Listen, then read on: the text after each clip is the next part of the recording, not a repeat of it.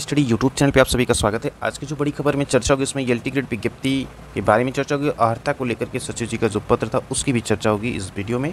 और साथ ही साथ एएसओ वालों ने कल गद्दर मचा दिया एक वीडियो पढ़ने के बाद, जो उसके बारे में तमाम तरह की जो केसों के बारे में बताना क्या है, आप लोगों को कट ऑफ की इंक्वायरी थी उसके बारे में, और सेकेंड लिस्ट आएगी कि नहीं आएगी उसके बारे में। तो आज उस वीडियो के बारे में फिर से चर्चा होगी, तो वीडियो को ध्यान से सुना करिए पूरा, उसके बाद जो है खुद आप समझ जाया करेंगे उसके बारे में अपडेट क्या है। बिहार शिक्षक भर्ती में 60% अगर है सही तो फिर बेड़ा पार हो जाएगा। वहीं ओटीआर की कुल संख्या 12 लाख होने के आसार है। उत्तर प्रदेश लोक सेवा आयोग की बात हो रही है, क्योंकि आगामी आने वाले फॉर्म के लिए ओटीआर करना ज़रूरी है। उसके लिए विद इन 1 डे में वो ओटीआर की संख्या 3.5 लाख पार कर गई। वहीं शिक्षा सेवा चयन आयोग अधिनियम में नई धारा जोड़ने की भी मांग हो रही है, और प्राइमरी शिक्षक भर्ती के लिए इसमें प्रवेश की होड़ भी लगी थी। इसकी भी चर्चा हुई कि इसमें प्रवेश की होड़ लगी है। अगर चैनल पर फ्रेंड पहली बार विजिट करें तो चैनल को सब्सक्राइब करें, बेल आइकन को जरूर प्रेस करें, ताकि जब भी लेटेस्ट अपडेट की वीडियो पड़े ऑथेंटिक तो उसका नोटिफिकेशन देखने को मिले। तो चलिए सबसे पहले आज की वीडियो में चर्चा होगी वो होगी यूपी ट्रिपल एस से एएसओ की भर्ती को लेकर के। एएसओ में एक्चुअली क्या है कि सेकंड वेटिंग लिस्ट की क्वेरीज है, तो सेकंड वेटिंग लिस्ट बहुत ही कम चांसेस है कि अब आएगी। अभी हाल फिलहाल की अपडेट यही है, क्योंकि संख्या पूरी हो जाएगी तो सेकंड लिस्ट आने का कोई वही नहीं है। परिणाम को लेकर के दूसरी चीज़ ये है, तो परिणाम जो है बहुत ही जल्द आएगा। ये सितंबर के माह में, जो मिड सितंबर के पहले परिणाम हर हाल में देखने को यूपी ट्रिपल एस के द्वारा जो है एएसओ का मिल जाएगा, क्योंकि पहले उस पर काम चल रहा है। परिणाम को लेकर के ये चीज़ें आपको पहले भी बताई गई थी।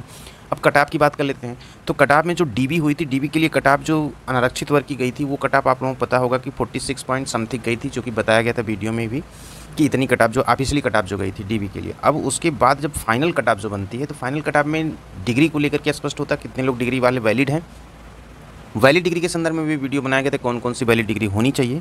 तो वो डिग्रियाँ यदि हैं तो फिर वहाँ पे जो है इस कट ऑफ को लेकर के संशय खत्म हो जाता है। इसलिए डिग्री जो होगी, कंप्यूटर में जो सर्टिफिकेट मांगा गया है वो होनी चाहिए, इसके बारे में बताया गया था।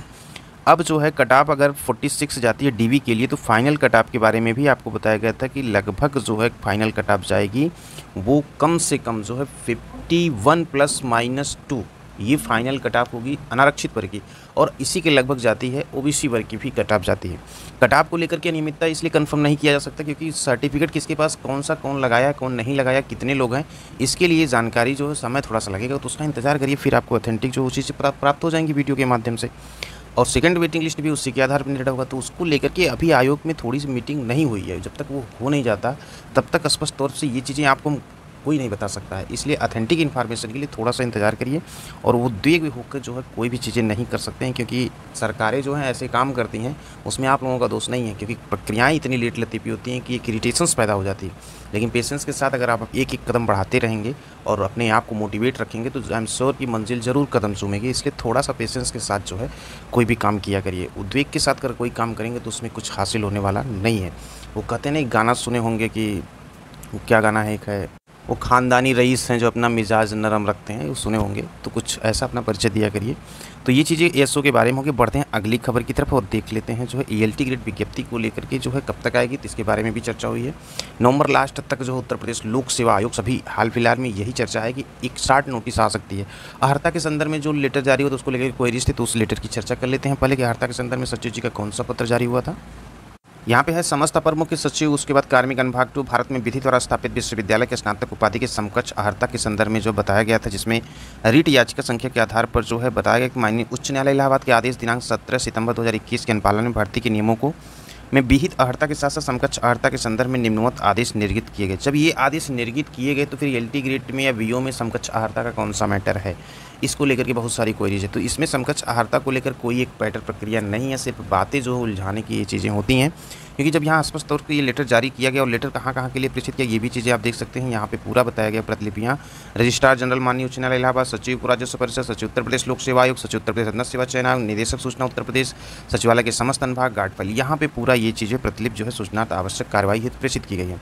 तो इससे आप समझ सकते हैं कि इसमें क्यों इतना वो हो रहा है, इधर से उधर से घुमाने के लिए। बढ़ते हैं अगली खबर की तरफ। शिक्षक नियुक्ति परीक्षा में जो है बीएड वाले भी शामिल हुए। बिहार में काफ़ी अच्छी संख्या में 75 से 80% उपस्थिति रही, तो कुल मिला के जो है बीएड वाले भी बढ़ चढ़कर जो है परीक्षा दिए हैं।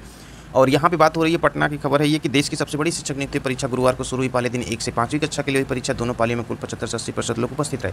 बीपीएससी के अध्यक्ष अतुल प्रसाद ने ट्वीट कर पूरे राज्य में गलत पहचान देकर परीक्षा में शामिल होने वाले 23 अभ्यर्थी पकड़े जाने की जानकारी भी दी है। तो ये तो संख्या जो है बहुत कम है, और भी लोग हो सकते हैं। कुल मिला के जो है बिहार शिक्षक भर्ती परीक्षा संपन्न हो गई और उसमें उपस्थिति काफ़ी रही। अब इसमें 60% अंक तक जो सही किए होंगे वो जो है अपने आप को सेफ जोन में समझे। लेकिन ये परिणाम अभी हाल फिलहाल में आने वाला नहीं है, क्योंकि अब इसको होल्ड डाउन कर दिया जाएगा। जहाँ तक मेरी समझ है कि बीपीएससी जो अब इसको होल्ड डाउन कर देगा और इंतजार करेगा एनसीटी की रूलिंग आदेश का, उसके बाद ही जो इस पर कोई निर्णय हो सकता है। क्योंकि अभी बीएड वालों को प्राथमिक शिक्षक भर्ती के लिए रोक लगा है और बीएड वालों की संख्या जो है बिहार शिक्षक भर्ती में अधिक है, क्योंकि वहाँ भी बीएड करने वाले अधिक हैं अकॉर्डिंग जो है बीटीसी के। तो इंतजार थोड़ा काफ़ी लंबा करना पड़ सकता है। उसकी अपडेट जो भी होगी वो चैनल पे आपको दे दीजिएगा, इसलिए चैनल को सब्सक्राइब किए रहें। पढ़ते हैं अगली खबर की तरफ। जब से प्राथमिक शिक्षक भर्ती से बीएड को हटा उसके बाद जो है डीएलएड की काफ़ी डेट बढ़ गई रजिस्ट्रेशन करने के लिए। तो वही खबर है यहाँ पे कि डीएलएड में प्रवेश के लिए होड़ हो गई। पिछले 5-6 दिन में हुए 2 लाख से ज़्यादा आवेदन हो गए हैं और कई वर्षों से खाली रह जा रही सीटें इस बार भरने का अनुमान पूरा है। तो 60,000 आवेदन ही हुए। सीटों के सापेक्ष बेहद कम आवेदन को देखते हुए 11 से 27 जुलाई तिथि बढ़ाई गई। फिर उसके बाद आवेदन बढ़ गए 1,21,000 हो गया। फिर इसके सापेक्ष जो है शुल्क जमा करने वाले 99,000 थे। फिर सीटें खाली रहने की स्थिति को देखते फिर भी एनपी सचिव ने 9 से 21 अगस्त तक तिथि बढ़ाई। आवेदन लिए ही जा रहे थे कि 11 अगस्त को एक मामले जब सुप्रीम कोर्ट का आदेश आया तो फिर सचिव प्राथमिक शिक्षक भर्ती के लिए जो है बीएड बाहर होने से फिर जो 5-6 दिन में ही 2 लाख आवेदन हो गए। इस तरह करीब जो है 3.5 लाख आवेदन हो गए हैं। सीट से आवेदन जो है कई वर्षों बाद हुए हैं। तो ये चीज़ें तो सबकी पब्लिक डोमेन में है कि जब बीएड बाहर हो गया तो बीटीसी करने वालों की होड़ मचेगी।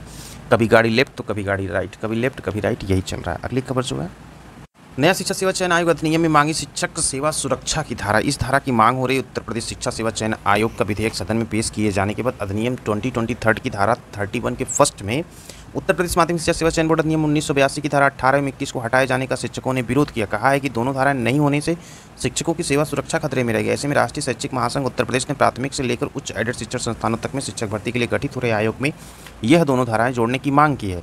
और 1982 की धारा में 18 में एडेड माध्यमिक विद्यालयों में, उसके बाद जो है वहीं पर बात हो रही है कि चयनित प्रधानाचार्य के सेवानिवृत्त होने पर 60 दिन में नए चयनित प्रधानाचार्य नहीं आने पर विद्यालय के वरिष्ठतम शिक्षक को।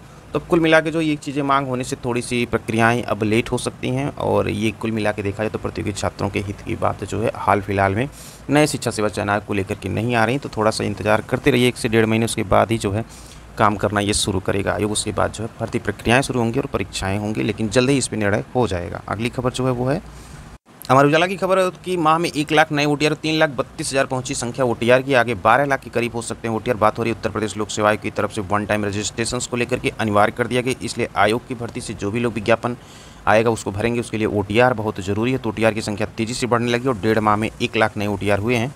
आयोग ने हाल ही में जो स्टाफ नर्स परीक्षा 2023 का विज्ञापन भी जारी किया, जिसके तहत स्टाफ नर्स में 2240 पदों पर भर्ती होनी है। और साथ ही आयोग ने सहायक नगर नियोजक की भी 24 पदों पर भर्ती निकाली। इसलिए विज्ञापन जारी जो हुआ इन सब के लिए ओटीआर अनिवार्य। आगे आने वाले एपीएस और आरओआरओ के लिए भी, यानी कि कोई भी विज्ञप्ति यदि जारी होगी उत्तर प्रदेश लोक सेवा जिसमें एलटी ग्रेड बी वगैरह, तो सबके लिए ओटीआर अनिवार्य। इसलिए सभी लोग ओटीआर कर रहे हैं तेज़ी के साथ।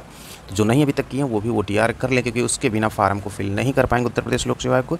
इसी के साथ इस वीडियो को करते हैं साथ, फिर मिलते हैं नेक्स्ट बिग अपडेट के साथ, जो कि प्रतियोगी छात्रों के लिए काफ़ी इंपॉर्टेंट होती है। खबरें छोटी हो या बड़ी हो, अगर आपकी इंपॉर्टेंट आपके हित की होंगी तो खबर आपको जरूर एग्जाम जंक्शन तक स्टडी यूट्यूब चैनल पर देखने को मिलेगी।